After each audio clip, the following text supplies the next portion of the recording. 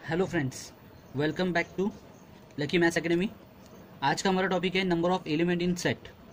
इसके पहले आपने देखे होंगे मैंने आपको सेट चैप्टर के बारे में यूनियन सेट क्या होता है, इंटरसेक्शन सेट क्या होता है और किस टाइप के सेट है, एम्प्टी सेट है, सिंगलटन सेट है, ऐसे इसके बारे में हम स्टडी कर चुके हैं।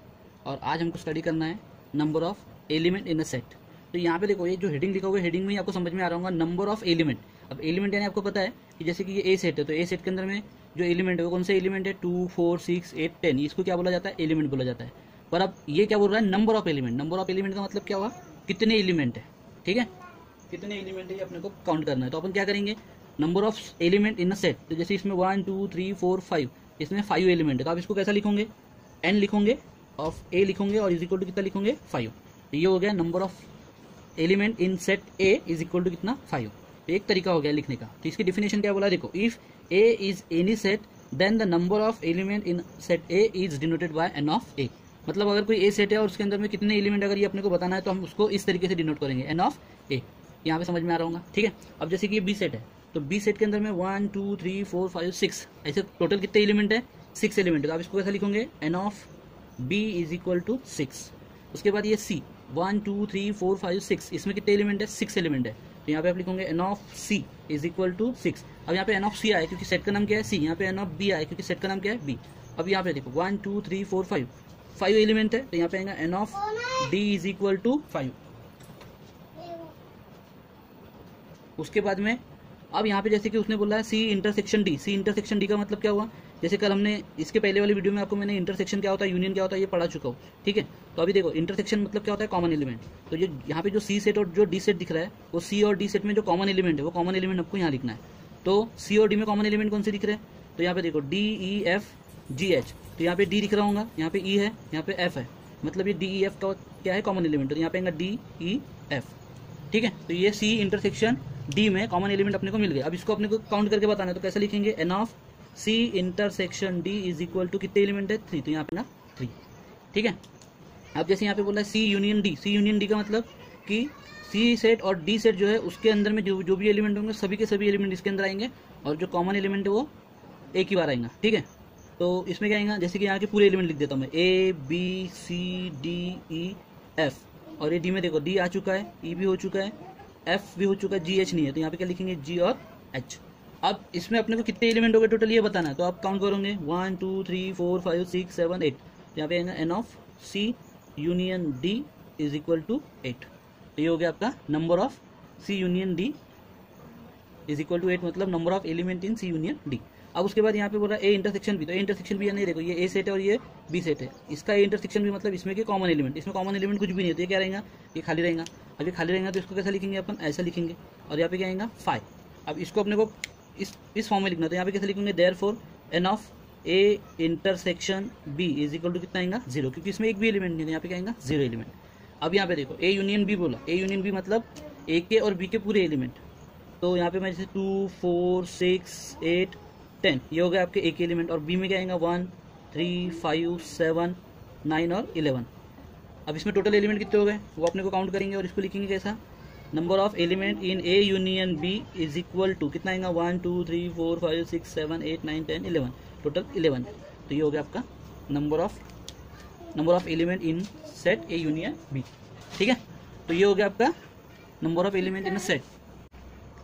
और उसके बाद में अभी अपने को यहाँ पे एक फार्मूला बनेगा। जैसे फार्मूला कैसा बनेगा, जैसे आपको मैंने बताया कि अभी आपको ए यूनियन बी, इसके अंदर कितने एलिमेंट है वो अगर काउंट करना है तो एन ऑफ करके लिखना पड़ता है। अगर ए इंटरसेक्शन बी है, इसमें आपको पता करना है कि इसमें कितने एलिमेंट है तो आपको एन ऑफ करके लिखना पड़ता है। और ए सेट में कितने एलिमेंट इसको लिखना है तो एन ऑफ ए लिखेंगे, बी सेट में कितने एलिमेंट है इसको एन ऑफ बी लिखेंगे। अब ये सबका यूज करके एक फार्मूला बना है यहाँ पे, ठीक है। तो फार्मूला क्या बना, फार्मूला आपको याद रखना है, n of A union B is equal to n of ए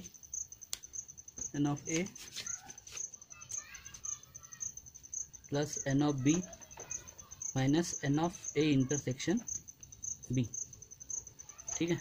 ये फार्मूला आपको याद रखना है।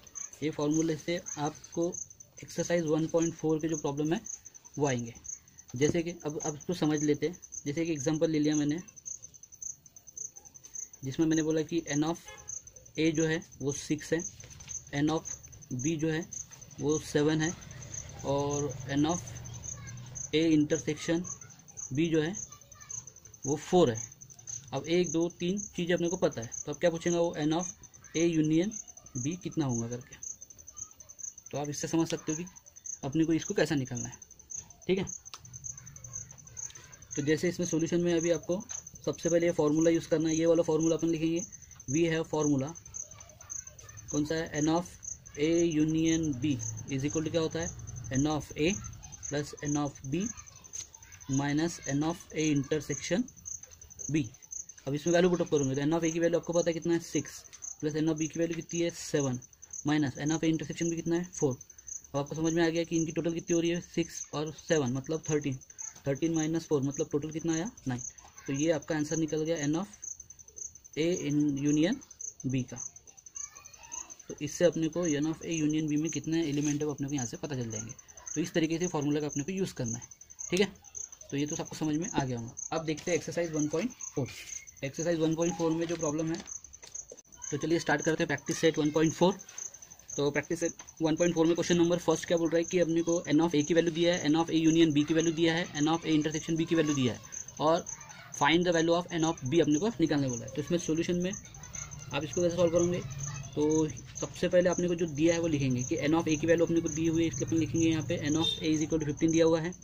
उसके बाद n of A union B की वैल्यू दिया हुआ है 29 और n of A intersection B की वैल्यू दिया है 7 और 2 फाइंड में अपने को इसने पूछा है कि एन ऑफ बी की वैल्यू कितनी आएंगी, ठीक है। तो इसके लिए हम क्या करेंगे, फार्मूला लगाएंगे। जो फार्मूला मैंने अभी आपको बताया था, we have formula n of A union B, तो यहाँ पे आएगा N of A plus n of B minus n of A intersection B.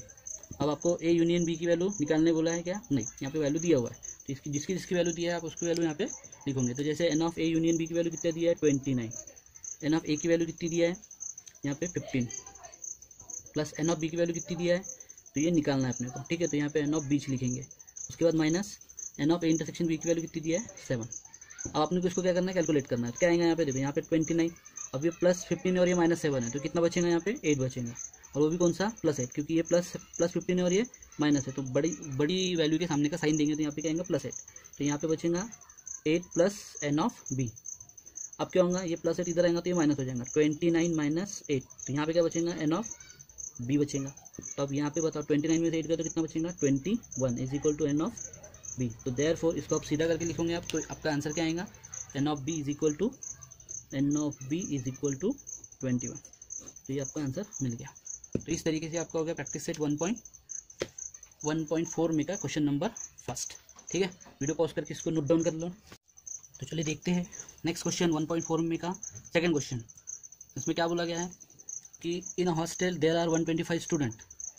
एक हॉस्टल में कितने स्टूडेंट है, 125 स्टूडेंट है, out of which 80 drink tea, जिसमें 80 लोग क्या पीते हैं चाय, 60 ड्रिंक कॉफ़ी, 60 लोग कॉफ़ी पीते हैं, and 20 drink tea and coffee both, और 20 लोग ऐसे जो टी भी पीते हैं और कॉफ़ी भी पीते हैं, ठीक है। तो अपने को बोला है find the number of student who do not drink tea और कॉफ़ी, मतलब हॉस्टल में ऐसे कितने स्टूडेंट हैं जो टी भी नहीं पीते और कॉफ़ी भी नहीं पीते। तो अब इसमें अपने को सबसे पहले क्या समझना है आपको कि किसको क्या बोलना है, कौन अपना इंटरसेक्शन वाला काम कर रहा है, कौन अपना यूनियन वाला काम कर रहा है, वो सब अपने को यहाँ पे समझना है, ठीक है। अब देखो यूनियन सेट यानी क्या होता है, यूनियन सेट में जो चाय पीते वो भी आएंगे, जो कॉफ़ी पीते वो भी आएंगे, ठीक है। बट उसमें कौन से लोग नहीं आएंगे, जो रिपीट हो रहे वो लोग नहीं आएंगे। जैसे अगर वो चाय पीता है और कॉफ़ी पीता है तो वो एक ही बार आएगा, ठीक है। और जैसे जो कॉफ़ी पीने वाला है वो कॉफ़ी में आएगा, और जो चाय पीने वाला है वो चाय वाला टी वाले सेट में आएगा। पर उसमें क्या हो रहा है कि जो टी वाले सेट है उसमें कॉफ़ी वाले भी स्टूडेंट आ रहे हैं, और जो कॉफ़ी वाला सेट है उसमें टी वाले भी स्टूडेंट आ रहे हैं। तो इसमें कैसा होगा कि सबसे पहले अपने को यहाँ पे क्या निकालना पड़ेगा, यूनियन सेट निकालना पड़ेगा। यूनियन सेट में अपने को कंफर्म हो जाएंगे कि चाय भी पीने वाले, कॉफ़ी भी पीने वाले, और सिर्फ चाय पीने वाले और सिर्फ कॉफ़ी पीने वाले कितने स्टूडेंट हैं। और फिर बाद में आप इसमें से जो हॉस्टल के टोटल जो स्टूडेंट है, जो 125 स्टूडेंट बोल रहा है, वो 125 स्टूडेंट को अपन उसमें से 125 स्टूडेंट में से यूनियन सेट को अपन माइनस कर देंगे, तो अपने को पता चल जाएगा कि टोटल कितने स्टूडेंट ऐसे जो चाय भी नहीं पीते और कॉफ़ी भी नहीं पीते। तो चलो यहाँ पे सबसे पहले अपन इसको सिंप्लीफाई कर लेते हैं सही तरीके से। तो सबसे पहले क्या करोगे आप, इसने जो बोला है कि हॉस्टल में कितने स्टूडेंट है 125 स्टूडेंट, मतलब ये कौन सा सेट हो गया, यूनिवर्सल सेट हो गया। तो इसलिए अपन यहाँ पे लिखेंगे अपन कि let you B the set of student in the hostel, you B the set of student in the hostel. तो अब बताओ देयरफॉर एन ऑफ यू कितना रहेगा, टोटल स्टूडेंट कितने हॉस्टल में 125, ठीक है। उसके बाद अपन लिखेंगे अब टी पीने वाले, मतलब सिर्फ चाय पीने वाले कितने लोग हैं 80 है। तो अपन यहाँ पे बता देंगे कि T B the set of student, T B the set of student who drink tea. तो देयरफॉर एन ऑफ टी कितना रहेगा 80, क्योंकि यहाँ पे लिखा है देखो out of which 80 drink T, 80 लोग क्या पीते हैं, चाय पीते हैं। उसके बाद एक कॉफ़ी वाले, तो कॉफ़ी वाले को अपन सी बोल देते हैं, C be the set of student who drink coffee. तो therefore N of C is equal to कितना आएगा 60। मतलब समझ गया होगा कि कॉफ़ी पीने वाले कितने स्टूडेंट है, टोटल 60 है। अब रही बात कौन सी, दोनों पीने वाले, मतलब देखो चाय भी पीते हैं और कॉफ़ी भी पीते हैं, मतलब वो क्या हो गए, कॉमन हो गए। तो कॉमन सेट के लिए अपन इसको कैसा लिखेंगे कि n of T intersection C is equal to कितने 20, मतलब चाय भी पीने वाले और कॉफ़ी भी पीने वाले टोटल कितने हैं 20 स्टूडेंट है। तो ये अपने को ये जो वर्ड प्रॉब्लम दिया इसमें से डाटा मिल गया। अभी डाटा मिलने के बाद अपने को यहाँ पे क्या करना है, फॉर्मूला लगा कि इसमें से टी यूनियन सी निकालना है कि जो कॉफ़ी भी पीने वाले हैं, चाय भी पीने वाले हैं, और जो सिर्फ कॉफ़ी पीता है और जो सिर्फ चाय पीता है, ऐसे टोटल कितने हैं, ठीक है। और उसके बाद फिर अपन इसमें हॉस्टल के स्टूडेंट में से उसको माइनस कर देंगे, तो अपने को पता चल जाएगा कि कितने स्टूडेंट उसमें चाय पीते हैं और कितने स्टूडेंट ऐसे जो कुछ नहीं पीते, ठीक है। तो चलिए स्टार्ट करते हैं फॉर्मूला। तो सबसे पहले यहाँ पे लिखेंगे we have formula n of T union C. तो यहाँ पे आएगा N of T plus n of C minus n of T intersection C. तो एन ऑफ टी कितना है 80 है, प्लस एन ऑफ सी कितना है 60 माइनस ये है 20, ये कितना हो गया 140 माइनस 20, यहाँ पे आएगा 120। तो n of T union C is equal to कितना मिला 120। अब ये है, इसको वीडियो पॉज कर लो। उसके बाद में अपने को यहाँ पे क्या करना है आगे, कि अपने को पता चल गया कि 120 स्टूडेंट ऐसे हैं जो टी भी पीते हैं कॉफ़ी भी पीते हैं, ठीक है। यहाँ पे अपन लिखेंगे therefore 120 student drink tea and coffee, tea और लिखेंगे टी और कॉफ़ी, एंड देयर आर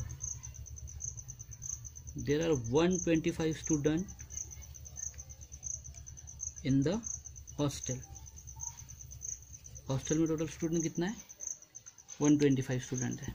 तो अब इससे आपको समझ में आ जाएगा कि नंबर ऑफ स्टूडेंट अपने को निकालना है कि जो टी भी नहीं पीते और कॉफ़ी भी नहीं पीते। तो कैसा आएगा देयरफॉर नंबर ऑफ, ये अपने को उसने अभी फाइनली निकालने वाला था। तो अपन यहाँ लिखेंगे number of student who do not drink tea और कॉफ़ी इज इक्वल टू का साइन, और यहाँ पे आएगा फॉर्मूला क्या बनेगा एन ऑफ यू मतलब universal set minus n of T union C. तो इससे क्या मिलेगा एन ऑफ यू मतलब हॉस्टल की टोटल स्ट्रेंथ थी 125, जिसमें से 120 स्टूडेंट ऐसे जो कुछ ना कुछ पीते हैं, कॉफ़ी या चाय पीते हैं। तो आपने देखा होगा अभी ये जो आंसर लाया हूँ मैंने, इसमें क्या लिखा अपने number of student who do not drink tea और कॉफ़ी। तो फॉर्मूला क्या बना n of U minus n of T union C. N of U यानी टोटल हॉस्टल में कितने स्टूडेंट थे 125, और n of T union C में क्या आएंगे ऐसे स्टूडेंट जो टी भी पीते, कॉफ़ी भी पीते, जो सिर्फ टी पीते और जो सिर्फ कॉफ़ी पीते, ऐसे टोटल स्टूडेंट निकल के आए 120। तो 125 में से 120 स्टूडेंट माइनस हो गए तो कितने बचे 5। तो ये 5 स्टूडेंट कौन से रहेंगे जो चाय भी नहीं पीते और कॉफ़ी भी नहीं पीते। तो इसलिए अपन इसको लास्ट में एंडिंग में लिखना बहुत ज़रूरी है। तो यहाँ लिखेंगे therefore 5 student do not drink tea और कॉफ़ी। तो वर्ड प्रॉब्लम में ये ऐसा एंडिंग करना बहुत जरूरी है, ठीक है। तो वीडियो पॉज करके इसको नोट डाउन कर लो। तो इसके बाद का नेक्स्ट क्वेश्चन देखते हैं।